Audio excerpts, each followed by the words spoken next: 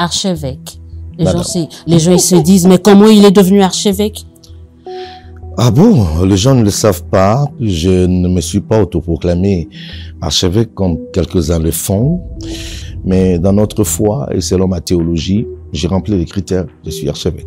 Vous étiez le grand absent, vous étiez où? Pourquoi vous n'avez pas voulu vous joindre avec les autres pour présenter cette feuille de route? Non, parce que mes avis étaient contraires. J'ai vu les choses différemment. Et ben voilà, je ne pouvais pas me retrouver dans cette organisation. Vous avez tenu quand même à réagir et ça fait bondir plusieurs personnes. Vous avez dit qu'il y a un...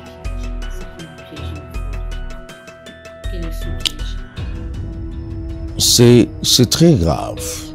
Ils ont cité l'opposition armée.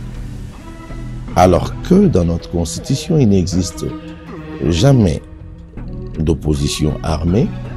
Ça devient autre chose et c'est très dangereux. Archevêque, y a-t-il aujourd'hui, oui ou non, une opposition armée ici en RDC? Non, non, non. Il n'existe pas d'opposition armée. Il existe une rébellion.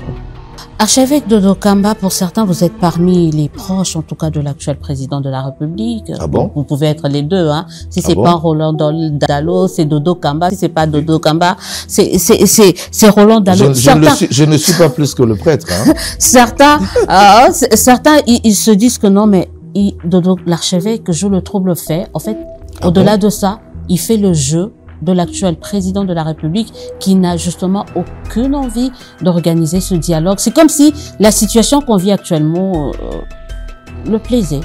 Il était tout à fait d'accord avec ça et qu'il s'est servi de vous. Du tout. Alors, les gens n'arrivent pas à comprendre comment est-ce qu'on peut accepter de parler avec les mêmes personnes à Doha et refuser d'en faire de même à Kinshasa. Je ne suis pas... Ce sont les mêmes en fait. Je ne refuse pas. Ce sont les mêmes. Hein? Je ne refuse pas. Trouvez notre contexte. Là, on parle de Pretoria.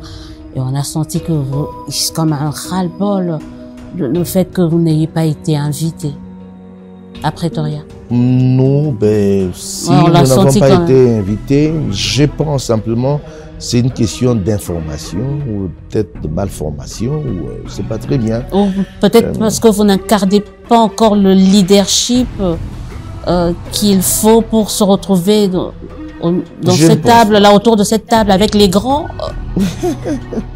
Est-ce qu'au niveau de l'église de Réveil, vous vous dites que vous êtes vraiment en retard par rapport à l'ECC 5 par rapport aux questions électorales et que vous voulez essayer de commencer à vous impliquer? Mais en ce qui concerne CUR, nous avons de l'expertise en matière électorale. Hein, nous avons des experts, commençons par moi-même. Très récente quand même par rapport aux deux mastodontes. Ça s'appelle expert. La feuille de route de la CENI a été publiée, je crois, en mois de mars, si je ne me trompe pas. On se rend compte que beaucoup de choses qui étaient prévues ne sont pas en train de se faire. Est-ce que vous pensez, vous en tant qu'expert maintenant à la matière, qu'on pourra avoir les élections en 2028? Possible.